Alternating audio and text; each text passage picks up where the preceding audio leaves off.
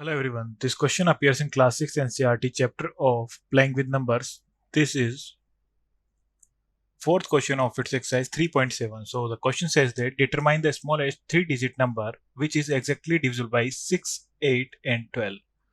So firstly हम इसका LCM find out कर लेंगे. LCM of 6, 8 and 12. So LCM find out करेंगे firstly इसका हम 6, 8 and 12. So there are 2, 3, 4 and 6.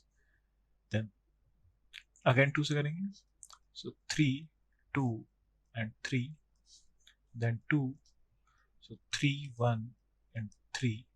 Next is 3, 1, 1, 1. So हमारे पास LCM हो जाएगा. LCM लीस्ट कॉमन मल्टीपल हो जाएगा हमारे पास 2 into 2 into 2 into 3. So हो जाएगा 3 into 2 6, 2 are 12, 2 are 24. So हमसे बोलेगा determine the smallest 3-digit number which is exactly divisible by 6, 8, 12. So 24 and its multiple is exactly divisible by 6, 8 and 12. लेकिन हमें determine करना है स्मॉलेस्ट 3-digit नंबर. यहाँ पास 2-digit number है. सो 24 की हम टेबल देखेंगे. 24 2s are 48, 4s are 96, 24 5s are 120.